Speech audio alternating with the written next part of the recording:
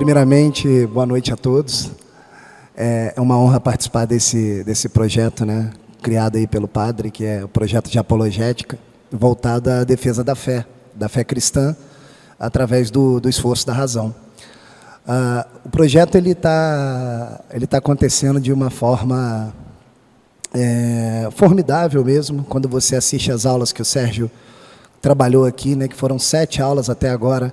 A gente percebe uma continuidade em todas as aulas, uma organização em todas as aulas, e o aluno que estiver atento a essas aulas, ele vai conseguir aí reunir as ferramentas necessárias para o bom combate, né? A apologética, acima de tudo, ela visa fornecer as ferramentas necessárias para o bom combate, né? A gente não precisa estudar muito para perceber que nós vivemos hoje numa zona de guerra, né? Uma guerra cultural, social, econômica, material, mas profundamente espiritual, né? E essa primeira batalha, essa primeira guerra, a gente percebe no nosso íntimo. Vira e mexe, a nossa fé dá uma fraquejada, vira e mexe, a gente entra em dúvida, a gente desconfia, né, daquilo tudo que a gente sabe no íntimo ser verdadeiro, e a gente, por vezes, a gente entra numa linha de enfraquecimento individual. No entanto, essa batalha espiritual ela também ocorre fora da gente, né? Quando a gente percebe o cenário cultural atual, as ideias que estão em voga, a gente se assusta um pouco, né? A começar pelas ideologias, né?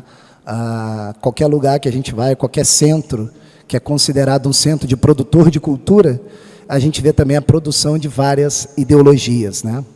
E o que é uma ideologia? Uma ideologia nada mais é do que um conjunto de ideias que tem como finalidade mascarar aquilo que é verdadeiro. Então você veja, né? Quando você vê que os centros que produzem cultura estão tomados por ideologias, então a gente tem que concluir que existem lá dentro mentes pensantes construindo certas ideias para confundir o nosso intelecto, para confundir a nossa percepção. Então, se a gente começa a acreditar nessas ideologias, a gente olha para a realidade e, ao invés de ver a realidade, a gente vê essas ideias, como se fosse um véu cobrindo a realidade, né? Essas são as ideologias. E existem vários exemplos de ideologias, né? Você tem a ideologia abortista, né? A ideologia LGBT, a ideologia feminista, né? A ideologia de gênero. Essas ideologias, se você investigar a fundo, você vai perceber ali uma desobediência de vários princípios e você vai perceber na hora ali uma mente agindo, tentando esconder a realidade, tá?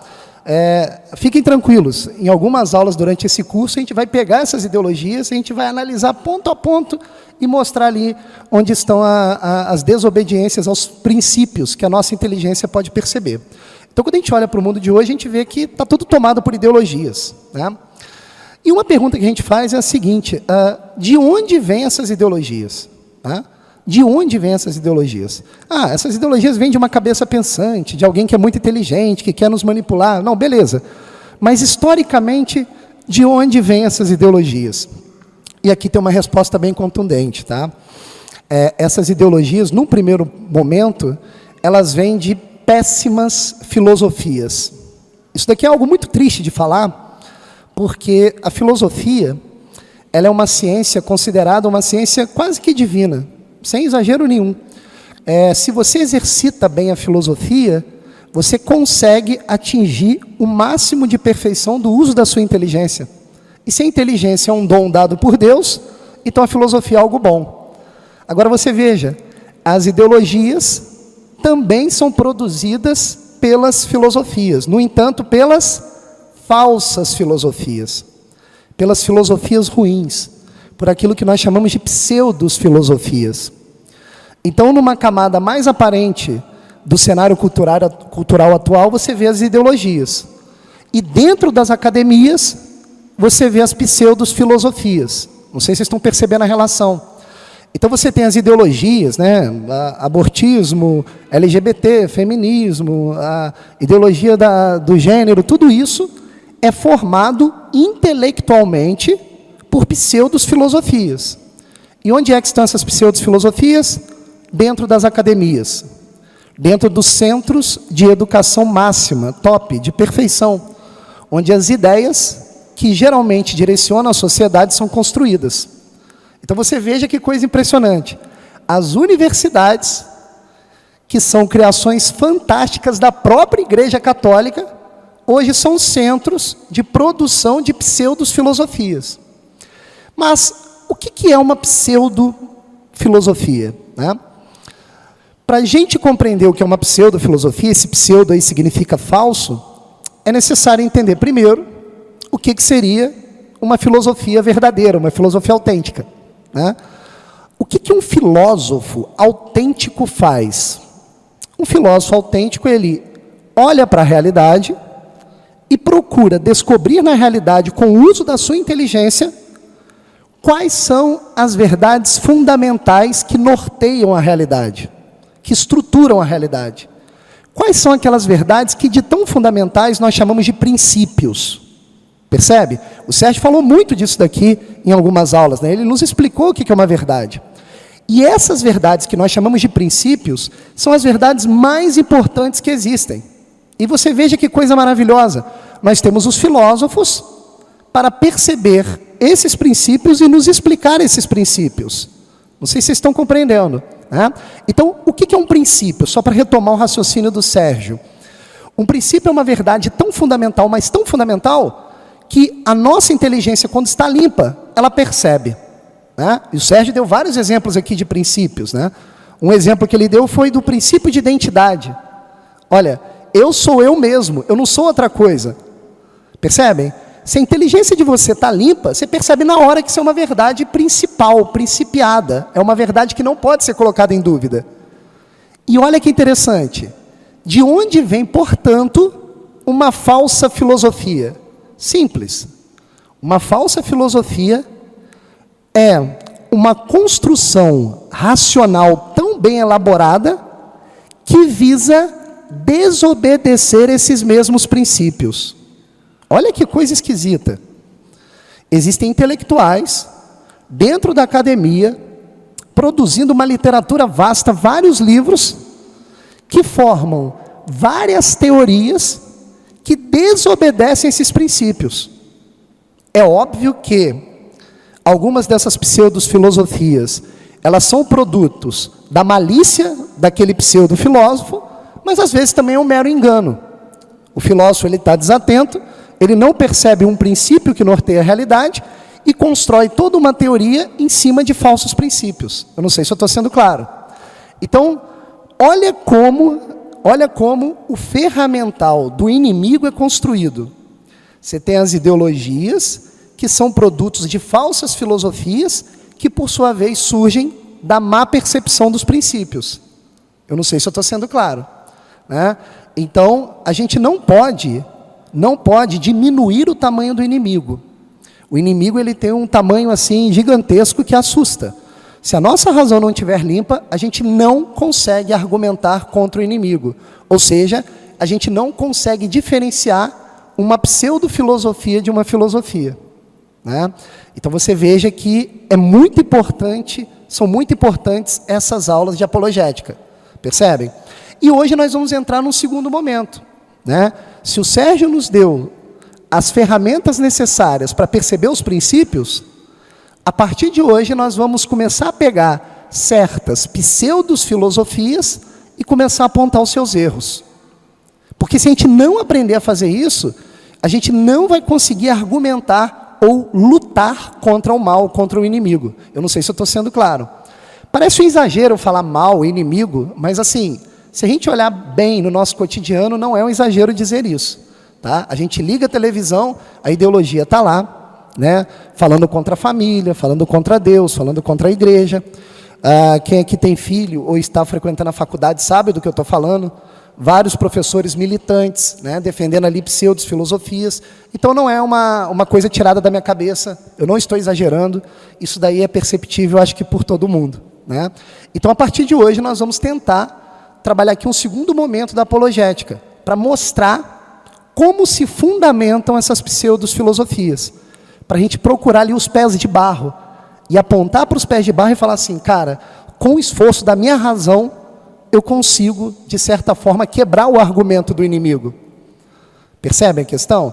A gente tem que sempre lembrar que o curso de apologética, né, ele tem várias finalidades, né? A primeira finalidade é essa, é você lutar a batalha fortalecendo a sua razão. Porque como o Sérgio bem explicou aqui, razão e fé, ao contrário do que querem fazer a gente acreditar, razão e fé são amigas, são irmãs. Razão e fé não são inimigas. Isso é uma invenção que colou no nosso tecido cultural e é muito difícil arrancar do nosso imaginário agora, né? E o Sérgio explicou muito bem.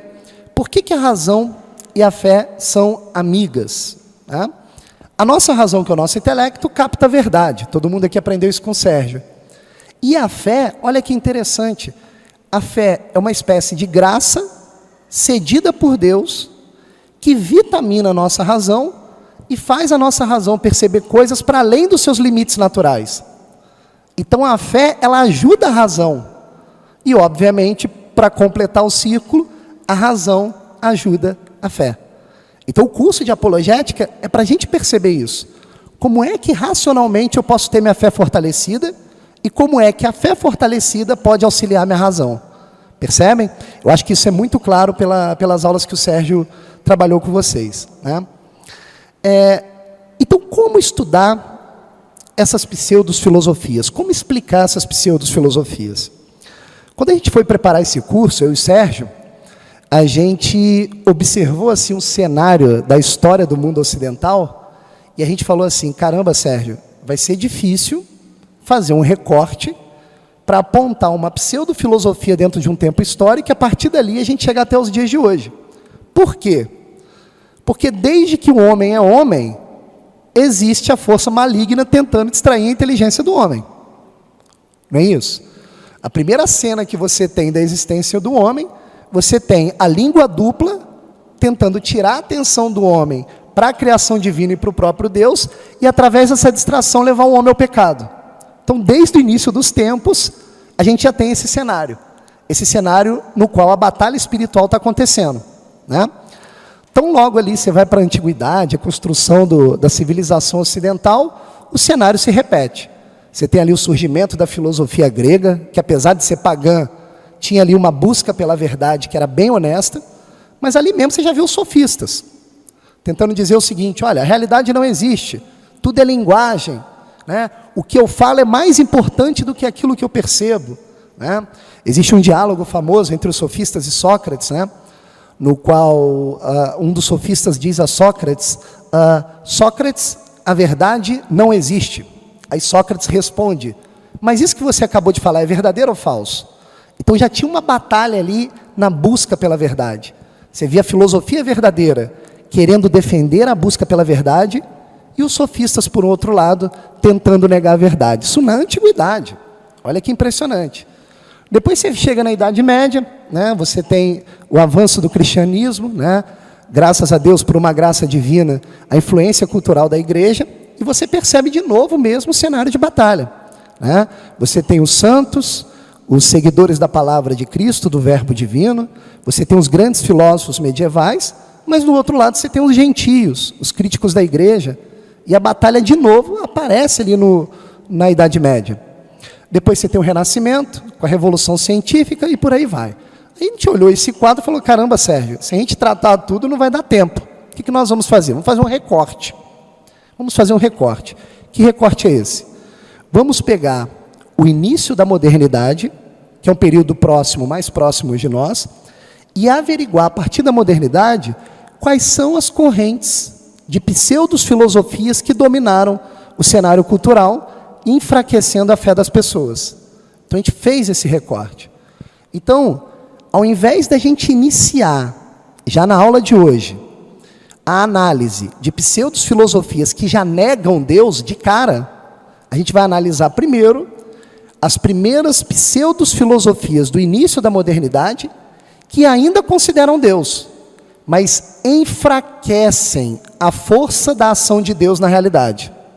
Ou seja, o objetivo a partir de hoje é fazer uma construção teórica com vocês, analisando várias correntes pseudo-filosóficas, percebendo o enfraquecimento de Deus nessas teorias, até chegar ao cume, do enfraquecimento total, no qual Deus nem é mais considerado, até chegarmos nas ideologias. Percebem? Então a gente deve aí seguir com algumas 4, 5 aulas para a gente analisar essas correntes. Tá joia? Diga. Afastar, né? Tá bem alto. Tá.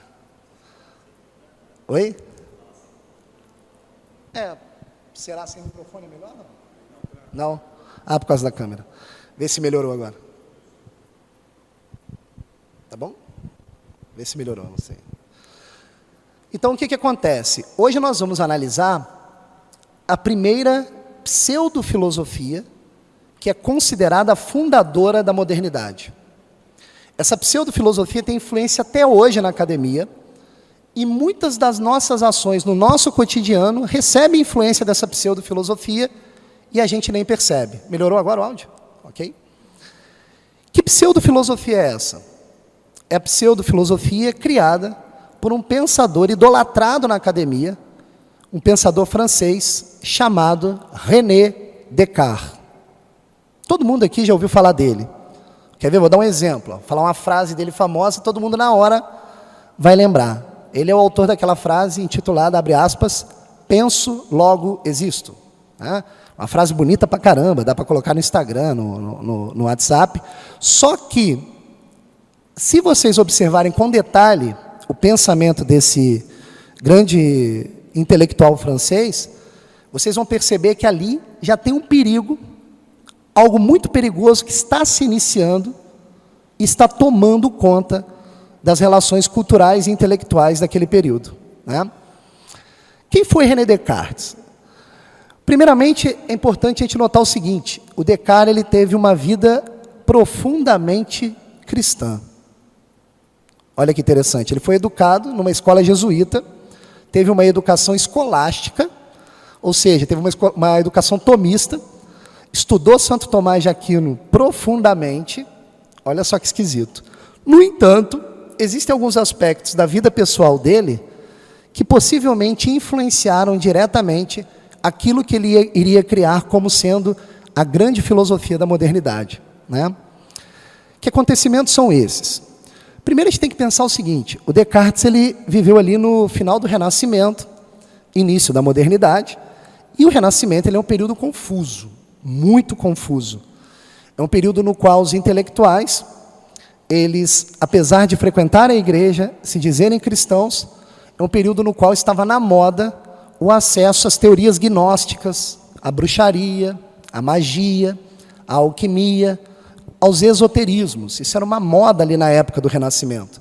Tanto é que se você pegar as grandes obras dos grandes cientistas da época, que são idolatrados na academia como homens da razão, como Newton, Copérnico, Giordano Bruno, 80% dos livros desses caras são a respeito de bruxaria e magia.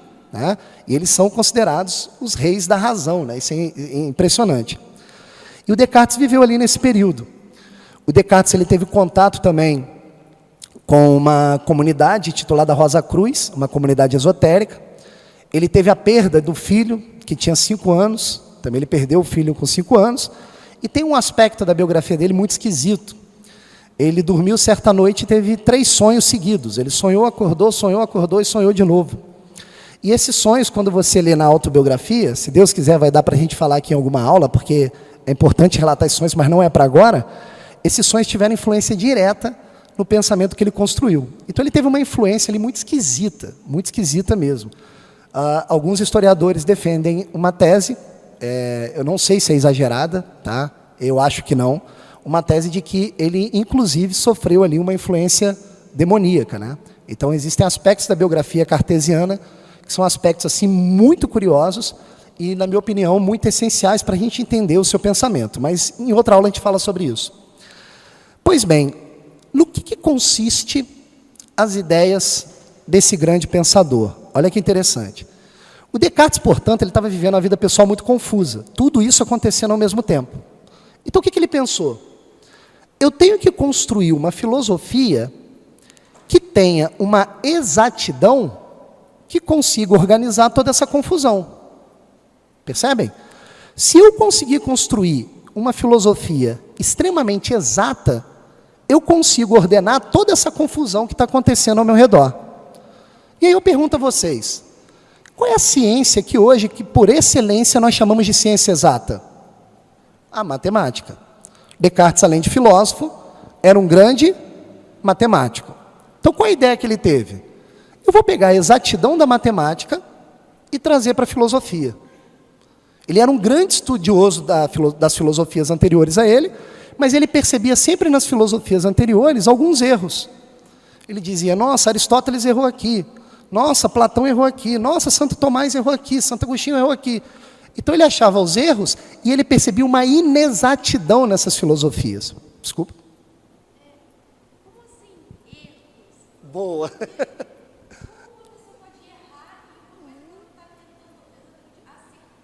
Excelente. O erro aqui de Descartes, que ele aponta nas filosofias anteriores, é um erro assim que dá vontade até de rir. Ele diz o seguinte, a única coisa exata contida no ser humano que acessa o conhecimento verdadeiro é o raciocínio lógico matemático. Como acabamos de ver, a matemática ela é exata. Então, toda filosofia que é construída para além dos limites da razão lógica da matemática está perto do erro. Por exemplo, a verdade que é achada pela fé. Opa, peraí. A fé não tem a exatidão da matemática. Portanto, a tal verdade achada pela fé não é confiável. É um erro. Outro exemplo que ele dá. Os meus 5 sentidos avistam a realidade ao meu redor. No entanto, os meus 5 sentidos de vez em quando se enganam. Se eles se enganam de vez em quando, então eles não são confiáveis. Então ele vai fazendo ali um recorte das características do homem, fé, sentidos, imaginação, memória, e ele vai achando erro em todas essas características inatas do homem. E aí ele diz o seguinte, a única coisa que o homem tem que não erra nunca é o raciocínio lógico. Cara, o raciocínio lógico não erra nunca. Quando eu digo 2 mais 2 é igual a 4, ninguém coloca uma contradição em relação a isso. E o 2 mais 2 é igual a 4 é achado pelo meu raciocínio lógico. Agora, quando eu pego e digo, não, Deus ao mesmo tempo é uno e trino. Ih, caramba, o meu raciocínio lógico não resolve isso. Então, esse conhecimento não pode ser considerado uma verdade exata. Percebeu o recorte que ele fez? Ele fez um recorte artificializado. Na verdade, se percebermos bem, já temos aqui um primeiro erro de princípio muito bem observado pela nossa amiga. Qual foi a jogada do Descartes? Para ele não considerar o mundo com todas as suas tensões e dificuldades de compreendê-lo, ele fez um recorte do mundo, aceitando apenas aquilo do mundo que é percebido pelo nosso raciocínio lógico. Não sei se vocês estão compreendendo. Então, aquilo que eu consigo deduzir usando só o meu raciocínio lógico é verdadeiro. Aquilo que eu não deduzo com raciocínio lógico, eu não tenho confiança. Então, não posso chamar de verdadeiro. Perceber a questão? É esse tipo de exatidão que ele quer trazer para dentro da filosofia. É uma jogada. Percebe? Por que é importante eu frisar isso, já aproveitando a interposição da nossa amiga? Vai ter um movimento, a partir da modernidade, muito ocasionado pela criação dos diplomas, né? Infelizmente, a Igreja Católica ela criou os diplomas para um objetivo e acabou sendo outro objetivo sendo contemplado. O que ocorreu com a criação dos diplomas? Acho que o Sérgio explicou isso aqui numa aula dessas aí, acho que foi até na última.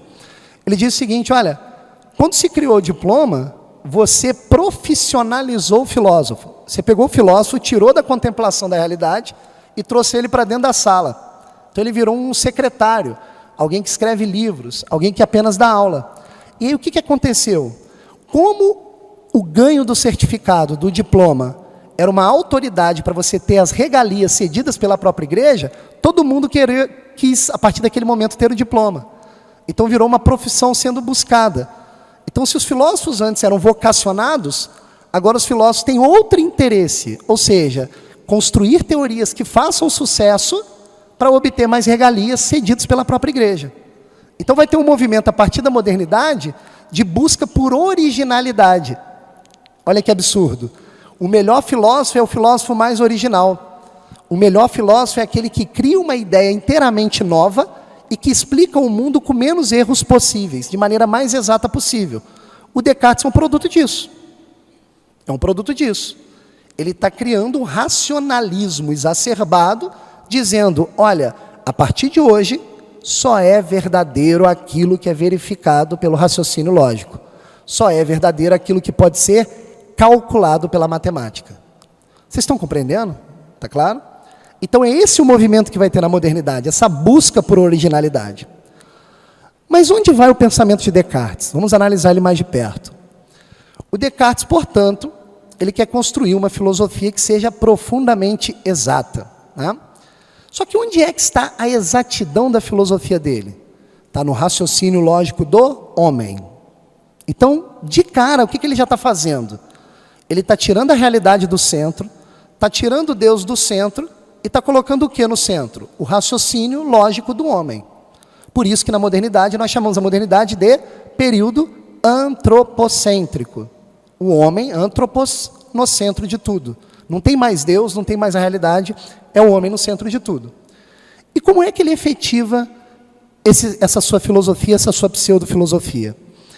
Ele é efetivo através de um raciocínio que, na boa, assim, parece cômico, a gente analisando hoje, né? Nós todos aqui estamos mais ou menos vacinados, né, com a grande sabedoria trazida pela igreja.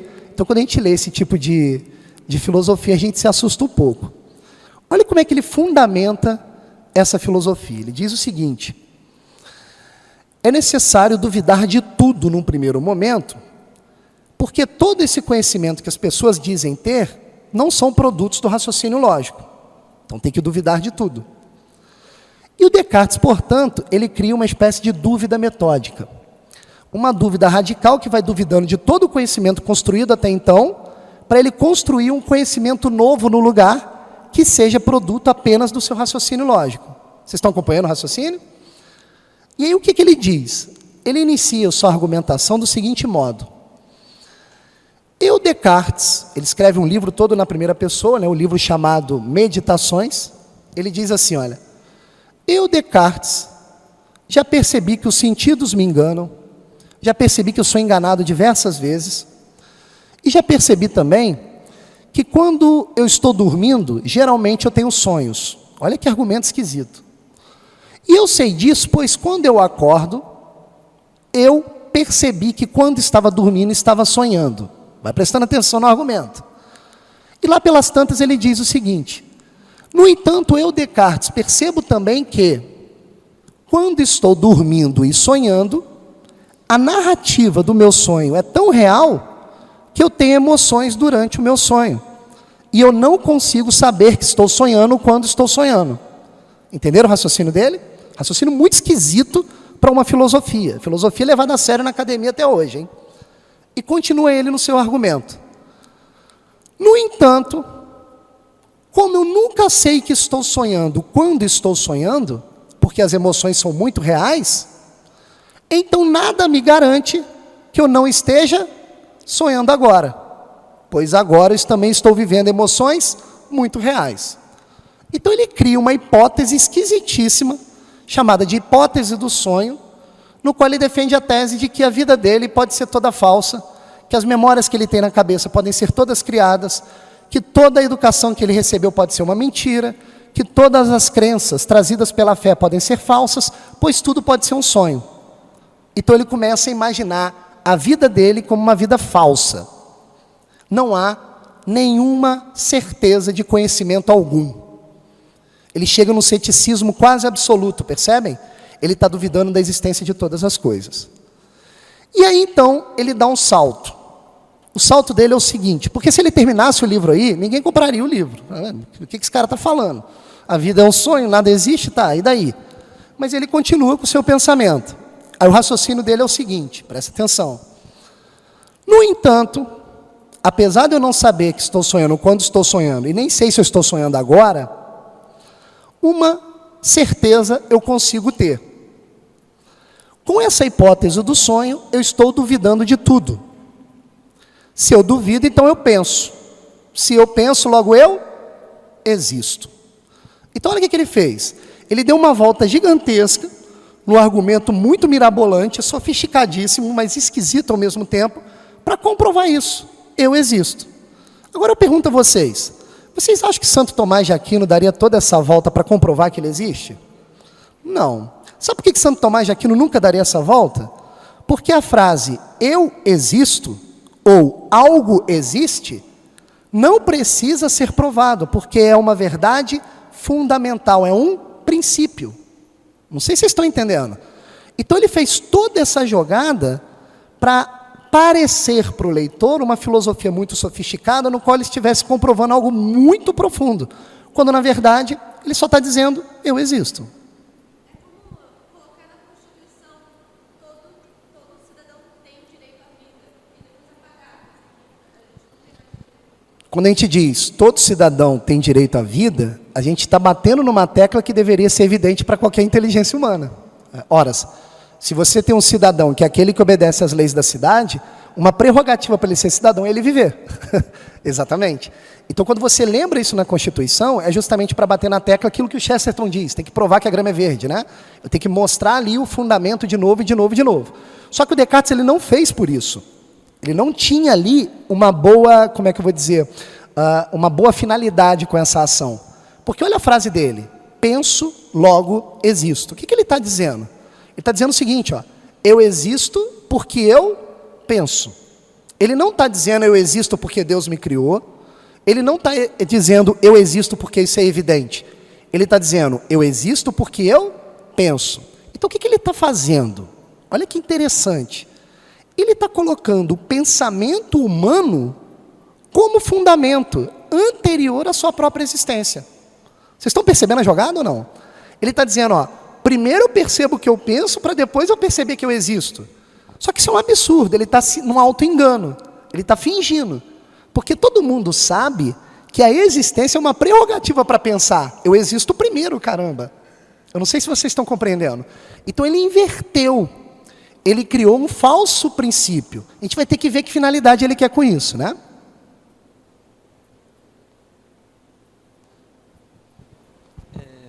Boa noite.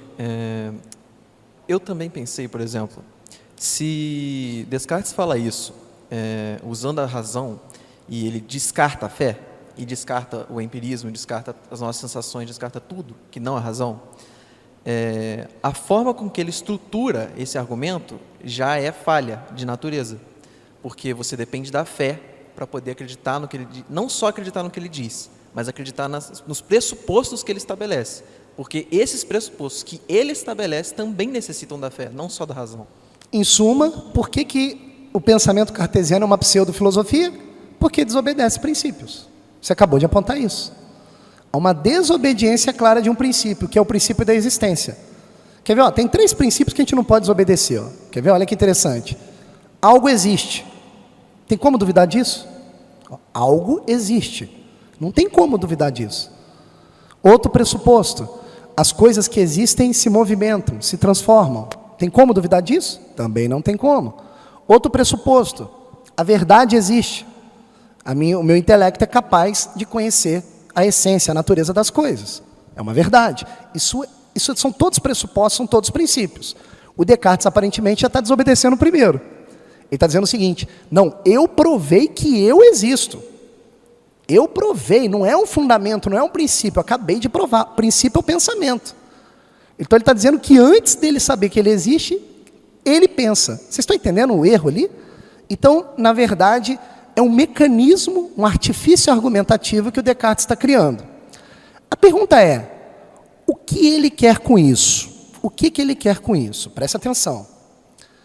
Se o princípio está no pensamento do homem, no raciocínio lógico do homem, e eu só posso chegar a verdades usando o raciocínio lógico, porque só ele é princípio, então eu tenho um problema seríssimo. Que problema é esse? Presta atenção.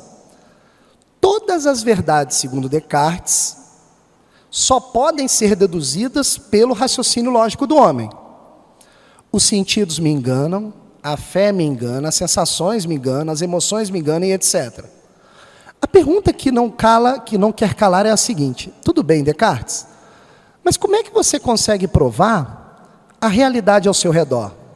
Porque você veja, Para eu falar que existe essa igreja, existem essas pessoas na minha frente, com raciocínio lógico sozinho eu não consigo. Não sei se vocês estão compreendendo. Eu preciso primeiro dos 5 sentidos, para eu perceber a presença e a existência de vocês. Para depois fazer todo um caminho e aí sim meu intelecto captar o que vocês são. Mas perceba, o Descartes ele se fechou dentro dele mesmo. Ele está dizendo que as únicas verdades existentes são as verdades que ele pode pensar. Então, se o Descartes terminasse o livro dele agora, também ninguém leria o livro dele. Porque a única coisa que ele conseguiu provar foi o seguinte: eu, Descartes, existo. Que filosofia é essa? Isso não é filosofia. Diga. Não é nem questão de provar, ele basicamente constatou uma coisa que qualquer um com habilidade de ver considera como óbvio, porque foi mais uma autoafirmação, porque ele também não tem como olhar para uma pessoa e dizer, eu existo. Por acaso você pensa? Só para eu saber se você existe. Só para eu ter certeza. Na verdade, ele não disse que todo mundo que pensa existe. Até agora ele está usando a primeira pessoa, só eu, Descartes, existo. Mas é interessante que você disse por quê. Olha que interessante. Por que o Descartes fez todo esse itinerário? A gente tem que entender também a lógica dele. Ele fez todo esse itinerário para mostrar para os leitores que ele está sendo honesto com o uso do raciocínio lógico. Ele falou, não vou acreditar em nada, só vou usar o raciocínio lógico para provar que o raciocínio lógico me leva às verdades. Só que agora ele tem um problemão na mão. Como é que o raciocínio lógico dele, que só calcula, que só sabe trabalhar com exatidão, vai poder constatar a existência das coisas fora dele? Porque para eu constatar a existência de qualquer coisa fora de mim, eu preciso dos 5 sentidos. Olha, para eu saber da existência desse copo de vidro, só com raciocínio lógico não dá. Eu tenho que olhar o copo, sentir o copo, perceber a presença dele. Vocês estão entendendo? E ele falou que os sentidos não servem. Então ele tem um problemão. Como é que ele sai dessa enrascada? Tá? Vocês vão entender a relação com a aula de apologética agora. Como é que ele sai dessa enrascada? Simples. Ele usa um dispositivo argumentativo chamado de Deus. Deus aparece na teoria de Descartes, mas não aparece na teoria de Descartes como uma verdade que você percebe a partir dos princípios, mas aparece na filosofia de Descartes como um artifício argumentativo para esconder uma falha de princípio da sua própria filosofia. Como é que ele faz isso? Prestem bastante atenção. Olha só. A única coisa que pode ser considerada verdadeira é aquilo que eu produzo com o meu raciocínio. Pegaram, né? As ideias, portanto, que um raciocínio consegue pensar são ideias verdadeiras. Verdadeiras e verdades confiáveis. Certo? Uma das ideias que eu consigo pensar é a ideia de perfeição. O meu raciocínio consegue pensar a ideia de perfeição. Só que olha que interessante, prestem bastante atenção aqui. Eu, Descartes, sou um ser imperfeito, porque eu me engano. Os meus sentidos me enganam. Se eu fosse perfeito, eu não seria enganado. Sendo eu imperfeito, se não entenderem, por favor, perguntem, tá? Sendo eu, Descartes, imperfeito, como é que eu posso pensar a ideia de perfeição? Temos aqui um problema.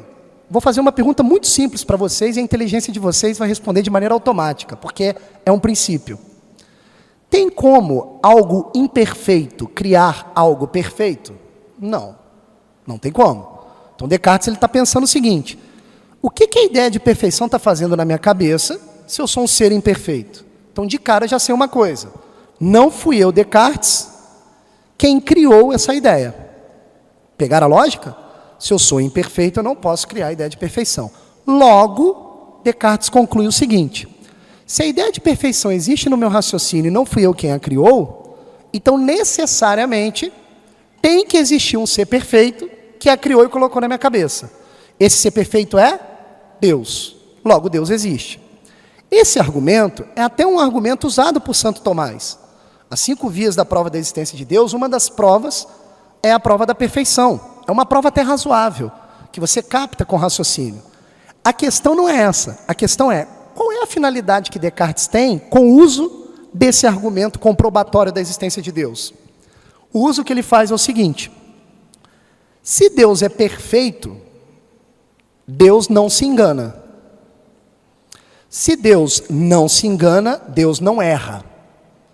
Sendo a maldade um erro e Deus não erra, Deus, portanto, é bom. Deus sendo bom, Deus não me engana. Se Deus não me engana, eu não estou sonhando. Posso acreditar na existência do mundo. Pronto. Ele agora saiu de dentro dele, pegaram a jogada, e conseguiu comprovar a existência do mundo. Só que aí tem um problema.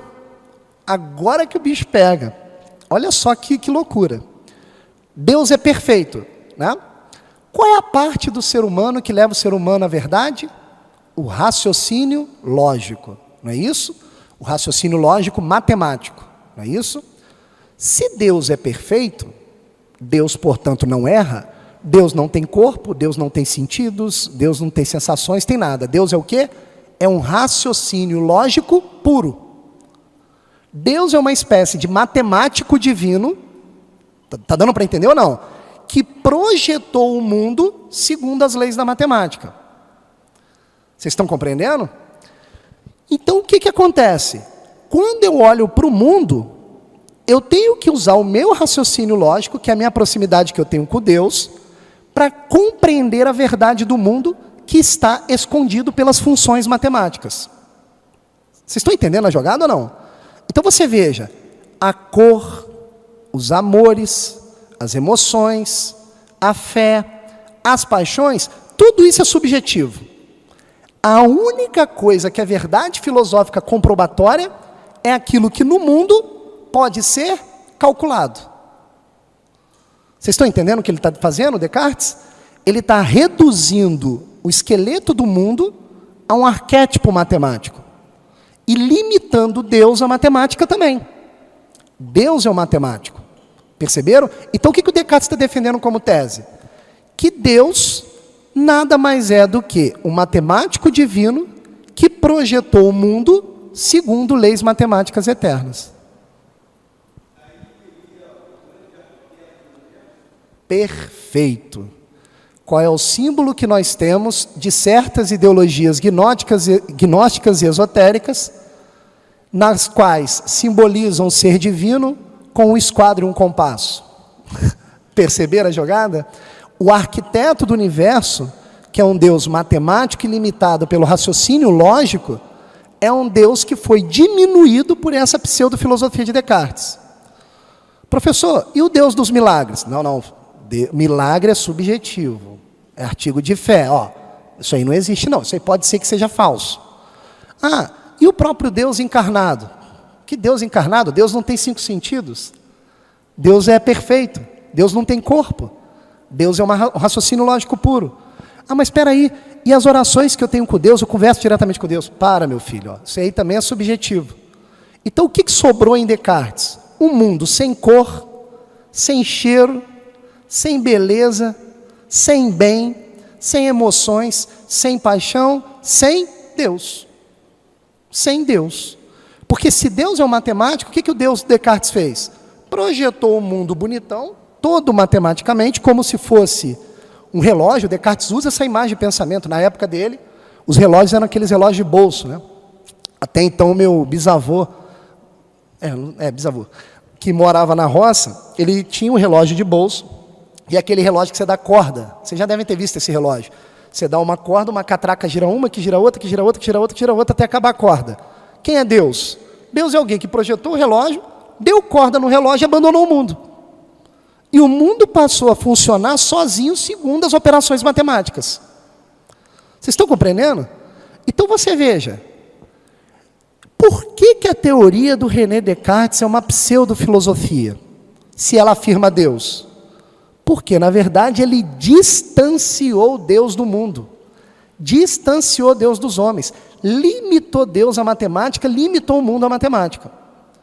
Então, quando você chega, por exemplo, na roça e vai conversar com alguém, igual o Sérgio citou aqui numa aula, gostei muito do que ele disse. Ele disse o seguinte: você acredita em Deus? Você pergunta para alguém que trabalha no campo e foi poucas vezes à cidade. Ele falou: lógico que eu acredito. Eu falei: por quê? Olha a beleza desse mundão. Ele vai dizer uma frase assim: por quê? Ele capta a cor, a beleza do mundo. E a beleza do mundo é um rastro de Deus na criação. Agora, o que o Descartes fez foi tirar tudo isso que é belo no mundo tira a beleza, porque Deus é o belo por excelência, tira o rastro de Deus na realidade e deixa o mundo opaco, explicado apenas por essas regras matemáticas, como se tudo resumisse a matemática. Você imagina, né? A gente viajar no tempo, olhar para Descartes e perguntar, beleza, então calcula aí o amor, meu filho. Qual é o tamanho da paixão? Qual é o tamanho da Santíssima Trindade? Calcula aí, me explica isso daí. Ele não vai saber responder. Por quê? Porque são coisas que escapam dos limites da matemática. Deu para compreender? Então, qual é a finalidade da aula de hoje?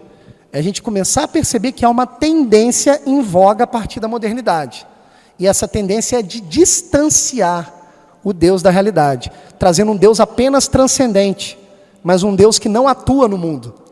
Percebem a questão? Um Deus distante, um Deus que deu a corda no relógio e abandonou o relógio funcionando sozinho. E, obviamente, isso é a negação total da nossa crença cristã. Não é isso? Não sei se eu fui claro, não sei se deu para esclarecer. Se tiverem perguntas, estou disponível. Professor, a gente pode dizer, então, que Descartes criou um ídolo ao afirmar esse Deus, grande arquiteto do universo. E é mais ou menos o que padece grande parte das religiões que vieram depois de Descartes. O protestantismo, até um pouco do Islã também.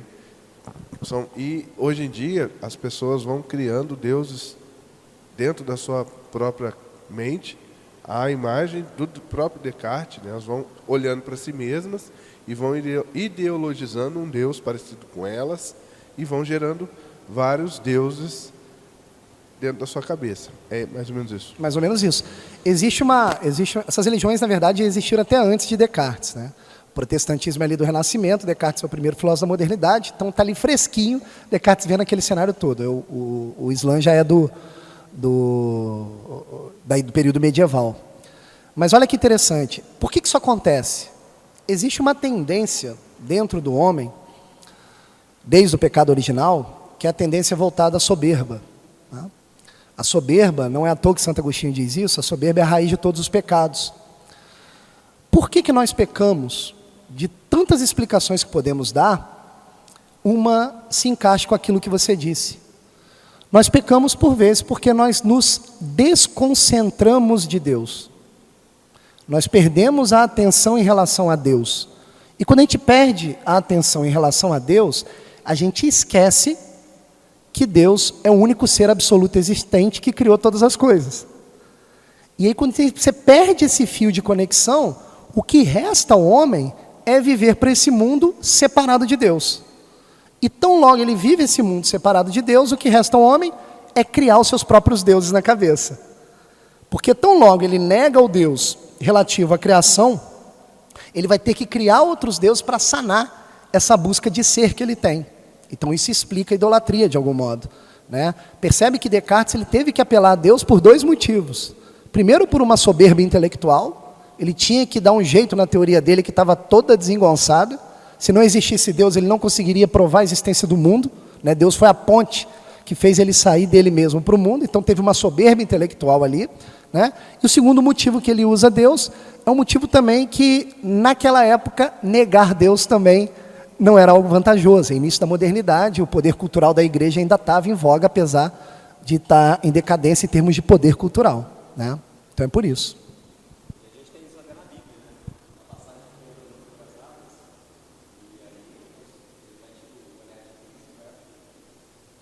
Exato. Porque quando você perde a verdade de foco, o que sobra é a falta de crença na verdade, que é o próprio Deus, que é o próprio Senhor. No caso de Descartes, dessas primeiras filosofias modernas, percebam que eles estão fingindo buscar a verdade. E no meio do caminho, quando eles se sentem perdidos no próprio argumento, eles usam Deus apenas como um artifício retórico. Exatamente. Mais alguém? Lá atrás. Foi daí também que surgiu o iluminismo e, falando assim das partes que surgiram cada vez mais filosofias que focavam no original, vieram o empirismo e tal, e todas essas filosofias queriam separar um um meio de reconhecimento da realidade, que, por exemplo, o empirismo ele só usava os sentidos, o racionalismo só a razão, e assim vai. Exatamente. Há uma tendência em centralizar o homem, retirar Deus, retirar a realidade, só que eles não centralizam também o homem, considerando o homem como um ser integral. Eles consideram fragmentos do homem. Então, por ora, a fonte do conhecimento verdadeiro é o raciocínio lógico, como em Descartes, depois com o empirismo são os sentidos do homem, né? Depois com o iluminismo, é a razão que ilumina a escuridão, né? Então eles vão cortando o homem em vários pedacinhos e vão endeusando cada um desses pedacinhos em cada período histórico, só para criar uma filosofia que seja original, academicamente falando. Ou seja, a soberba está na origem de tudo, né? E a partir também disso, eles tentaram fazer com que a igreja tenha a imagem que ela só depende da fé. E isso também tira a dignidade da igreja, porque ela não depende apenas da fé, e faz com que a imagem da igreja tenha perdido justamente poder durante a época. E, particularmente, eu acredito que isso tenha contribuído muito para a perda do poder da igreja conforme o tempo foi passando. Poder pelo menos social, mas assim, se você observar bem, a batalha já está vencida, né? A gente, na verdade, trabalha aqui a apologética, né? Para nós buscarmos auxiliar os irmãos, porque o amor que nós temos por Deus, ele também é direcionado para os irmãos, né? Igual como eu disse no início que a apologética é uma batalha, mas é uma batalha do amor, na verdade. Você combate as ideologias por amar os ideólogos, de algum modo, né? Isso também faz parte do auxílio da salvação do outro, né? Isso eu acho que é muito importante. Agora, ainda sobre o que você disse, que acho importante a gente frisar, se você observar esse movimento iniciado por Descartes, ele cria uma bifurcação, que aos poucos vai se enraizando no pensamento ocidental. Que bifurcação é essa? A separação da fé e da razão. Você percebe? Deus agora, existe um Deus aceito pela razão. Qual é o Deus? O Deus da matemática. Mas espera aí, o Deus da fé? Não, esse daí já não é da razão, é da fé. Então começa a ter uma separação. E isso vai ficar tão exagerado no desenrolar da modernidade, que daqui a pouco vão existir filósofos, pensadores que vão defender a tese de que, não, Deus é um gostinho pessoal. Não, Deus não existe. Não, tudo que vem da fé é falso. Ou seja, Deus vai se enfraquecendo, saindo da cena do debate intelectual dentro das academias, até ele não existir mais. Você experimenta hoje, chegar numa universidade e falar que a fé auxilia a razão. Eles vão rir da sua cara, assim. Para eles, fé e razão são coisas antagônicas e inimigas, né? Em um debate na internet, eu me deparei com um protestante que o argumento dele era: como você pode entrar em um argumento em uma discussão política se você nem acredita na evolução? Como é uma teoria, é válida, e eu, em algumas partes, até concordo. E pronto, o argumento dele, tudo que ele estava construindo para tentar vencer o debate, de certa forma, caiu abaixo, porque parece que o protestantismo e essa filosofia de Descartes estão muito próximas, porque no protestantismo a gente vê a histeria coletiva e com Descartes a gente vê a razão pura. Então, será que Descartes, de certa forma, não ajudou a consolidar o protestantismo no Ocidente? Não sei. Eu não sei te responder isso. Agora, uma coisa é certa. O que é mentira? O que é uma falsidade? A falsidade, a mentira, ela só pode ser produzida pelo verbo da criatura. Então, por exemplo, quando eu falo alguma coisa que está desencontrada com a estrutura da realidade, eu estou mentindo ou enganado. Tá? Se eu estou falando aquilo de maneira deliberada, eu estou mentindo, senão eu estou meramente enganado, né? Eu me enganei por uma aparência e falei algo que não condiz com a realidade. Agora, a verdade também nasce do verbo, mas do verbo do Criador. Então, se o Criador é o ser por excelência, ele criou todas as coisas, o verbo de Deus está em todas as coisas, certo? Por que eu estou te dizendo isso? Todas as ideologias, pseudo-filosofias, falsas religiões, todas essas teorias, porque elas são fundamentadas em teorias, são doutrinas que apostam na fala do homem, na fala da criatura, não na estrutura da realidade, não no próprio Deus que criou a realidade pelo verbo. Então, se você observar, é muito interessante, a coisa se mantém em todas essas teorias e ideologias. É sempre um nome desarticulado com a realidade que deveria significar aquele nome. Percebe? Então, por exemplo, vou te pegar um exemplo, um argumento protestante. Mas isso não está na Bíblia. Ele está dizendo o seguinte, olha, a Bíblia, apesar de ser um relato de fatos, a Bíblia é mais abrangente do que o próprio fato. Ele está dizendo isso. Não sei se você está compreendendo.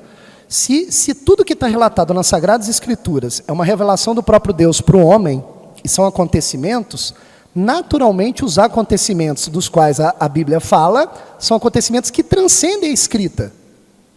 Olha, é difícil um protestante entender isso daí, ó. Entende? De novo é o erro da palavra. Se eu focar só na palavra e perco o referente do qual a palavra significa, eu perdi o contato com a realidade. Aí eu fico num terreno arenoso, no qual eu posso entrar em engano ou posso mentir. Entende? Acho que é isso. Mais alguma? Foi? Voltando lá, quando o senhor estava começando a falar sobre ideologia, aí me veio um pensamento, aí eu lembrei agora. Muitas vezes, nós católicos, temos uma vivência, ou uma espiritualidade, uma cultura religiosa, ideológica, que às vezes suplanta a devoção, ou valoriza demais a devoção, ou se apega demais aos atos, aos gestos litúrgicos. E o equilíbrio, como que a gente atinge esse equilíbrio? Excelente pergunta. Infelizmente isso acontece mesmo, né? Assim, eu vou fazer a analogia com Descartes, porque o tema da aula é Descartes, tá? Onde é que está o erro da filosofia cartesiana? É ele compreender que a fonte do conhecimento verdadeiro é um aspecto da natureza humana, que é o raciocínio lógico. Então o que ele fez? Ele pegou todos os aspectos da natureza humana, jogou fora, pegou todos os aspectos da realidade, jogou fora e só ficou com aquilo que é calculado. O que ele fez? Ele fragmentou a realidade. Ele não tentou considerar a realidade como um todo.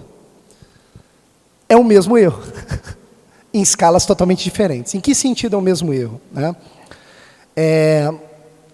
Quando a gente começa a perceber um conhecimento que tem uma certa lógica, que tem uma certa estrutura, se a gente estiver despreparado, a gente tem a tendência de usar esse conhecimento como um porrete, assim. Entende? Para bater em todo mundo que não compreende a estrutura daquilo que eu acredito, sabe? E, infelizmente, isso também ocorre dentro da igreja, né? Às vezes a gente fica muito empolgado com o conhecimento que a gente aprende dentro da igreja e passa a julgar o mundo a partir apenas daquele conhecimento, esquecendo o resto. Então, por exemplo, você tem a via intelectual dentro da igreja. Legal pra caramba, eu sei tudo de Santo Tomás. Tudo bem, mas olha só, se você não souber aplicar o que você está lendo de Santo Tomás na avaliação das circunstâncias que vão acontecendo na sua vida, para você se aproximar de Deus, olha, Santo Tomás vai servir de nada. Aliás, o próprio Santo Tomás disse isso. Né? Ele teve um contato direto com Deus e foi revelado, e quando ele teve contato direto com Deus, ele percebeu que toda a sua obra era uma palha. Ele comparou toda a sua escrita como uma palha. Ou seja, é alguém que está atento, está em contato direto com Deus, está percebendo que as coisas são mais complexas do que uma vã lógica, uma vã estruturação argumentativa pode explicar. Percebe a questão? Então, por exemplo, eu vou na igreja todo dia, eu vivo os sacramentos, vou na igreja todo dia, eu leio lá as Sagradas Escrituras, eu oro todo dia, né? Mas eu não me interesso muito para a vida intelectual, não. Assim, seria interessante você se interessar também pela vida intelectual, para dar fundamento racional para a sua fé. Percebe? Então, quando a gente escolhe só um lado e não escolhe o outro, a gente também está fragmentando a nossa vivência. Isso é um perigo. Isso é um perigo, tá? É óbvio que tem a graça de Deus, Deus vai nos guiando, né? Vai nos mostrando, né? Mas é bom a gente tomar cuidado e ficar sempre atento em relação a isso. Eu não sei se eu respondi.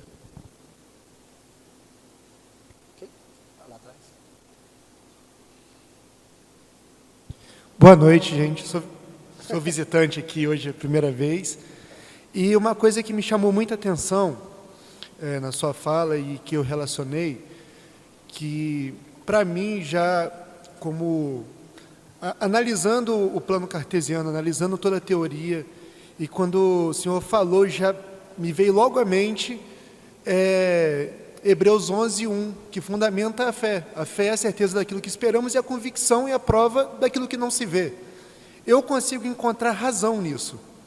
Logo, a razão não é a razão que explica a minha fé, não é a razão que explica a fé, mas é a fé que está sobre a razão.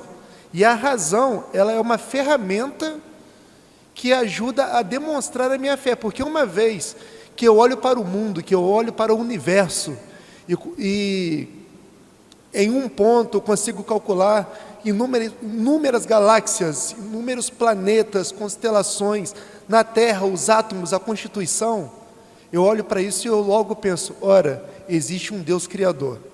Até me arrepio, porque eu penso, existe um Deus Criador. Isso não foi uma obra do acaso.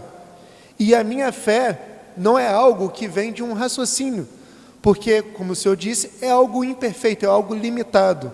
E quando alcançamos a fé, que é dom de Deus, que Ele coloca, que Ele nos dá essa fé, nós transcendemos para além da razão, assim a gente consegue de fato encontrar a eternidade, a partícula da eternidade que é Deus.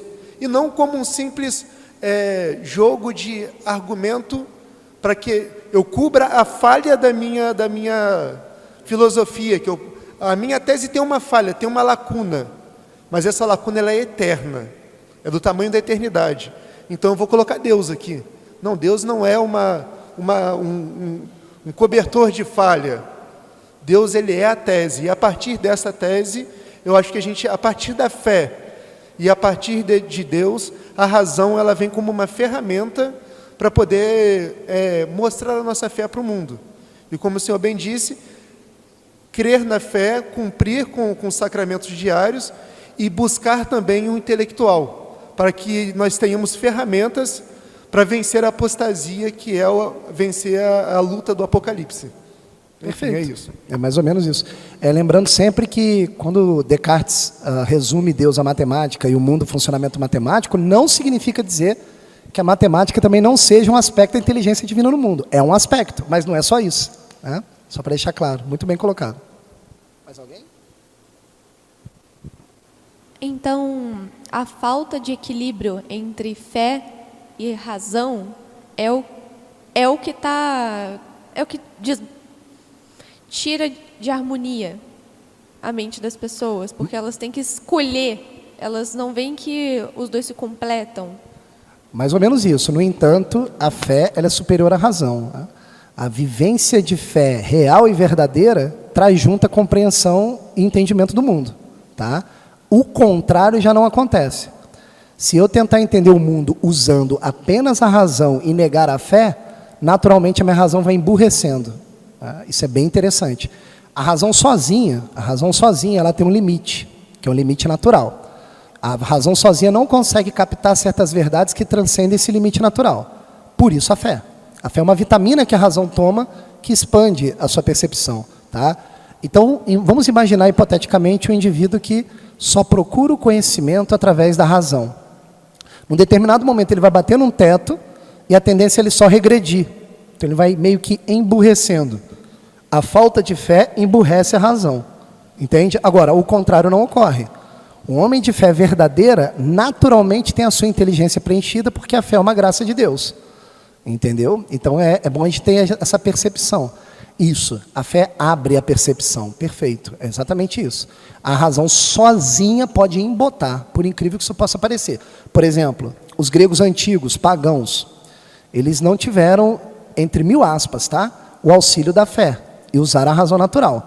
Mas você tem certos aspectos dentro da filosofia grega pagã, cara, assim, por exemplo, Aristóteles diz que a felicidade máxima do homem é o repouso da busca pela verdade em Deus, cara. Aristóteles, filósofo pagão, século IV a.C. Então, Deus age desde sempre, é óbvio, né? Então, A questão é que até os filósofos ditos pagãos, você percebe a fé, de algum modo, agindo ali, a graça divina. É importante, é interessantíssimo isso daí. Agora, todo filósofo que ficou cercado na razão acontece igual Descartes. O cara embota a inteligência, perde os princípios de vista, daqui a pouco está produzindo ideologia e não está nem percebendo. Né? É que, então, de certa forma, o conhecimento, a razão, tem que levar à fé. Porque aí ele está sendo usado de maneira correta. Na verdade, a fé é concomitante à razão. A fé é uma graça de Deus, tá? A fé é uma graça de Deus. A razão é um esforço humano, apesar de ser também um presente dado por Deus. Agora, olha que interessante. Existe um físico quântico chamado Heisenberg, né? Um dos criadores dos pilares da física quântica. Ele tinha uma frase muito interessante. Ele dizia o seguinte: eu busquei a verdade estudando as ciências naturais com auxílio da minha razão. Quanto mais eu buscava a verdade, mais ateu eu ficava. Qual foi minha surpresa? Que no final das pesquisas estava lá Deus me esperando. É uma frase belíssima, né? Que mostra que quando alguém busca a verdade também se aproxima do homem. E a verdade é o próprio Cristo. Né? Porque, a princípio, eu escutei o que você falou sobre que só a fé. Eu tinha me confundido, porque teve uma discussão parecida no catolicaço, em que veio até o exemplo do próprio filósofo Olavo de Carvalho, que chegou até a fé através da razão. Então, eu fiquei um pouco só nesse conflito. Obrigada. A gente vai esclarecendo a dinâmica entre razão e fé durante as aulas, né? Por isso que tivemos aquelas 7 primeiras aulas com o Sérgio, ele explicou mais ou menos a dinâmica, mas a gente vai se aprofundar mais nisso, tá bom? Mais alguém? Ok? Foi? Espero que tenham gostado. Muito obrigado aí pela atenção, viu, gente?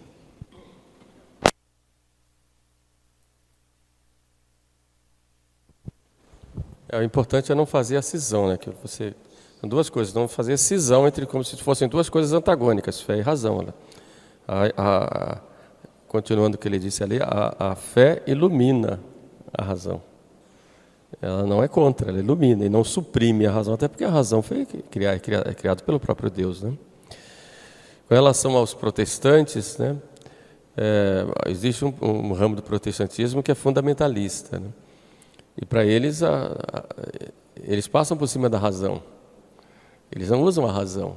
Eu participei de um debate uma vez na universidade em que os protestantes me aplaudiram, foi com relação ao evolucionismo, criacionismo e tal, essas coisas. E eles me aplaudiram quando o meu debatedor, o Reza de Versos, reconheceu que existe um princípio criador. Então eles, muito bem e tal. Mas, na verdade, eles se basearam na Bíblia. E eu me baseei na razão para levar lá, porque eu não ia usar a Bíblia para se debater com alguém que não crê em nada. Não é? Então, a gente tem que ter o cuidado para a gente não se tornar fundamentalista e a teoria da Bíblia somente. Né? A fé e a razão elas andam de mãos dadas, sendo que a fé ela suplanta a razão, vai acima. Né? E a razão, a fé, né? Deus... É uma virtude teologal, infusa, quer dizer, Deus infunde em nós, mas requer de nós uma ação também. Então, a fé é uma virtude infusa, porque Deus infunde. Sem essa infusão, nós não temos. Porém, se nós não nos abrimos à fé, fazendo essa atitude interior de crer, aí não existe a virtude como tal.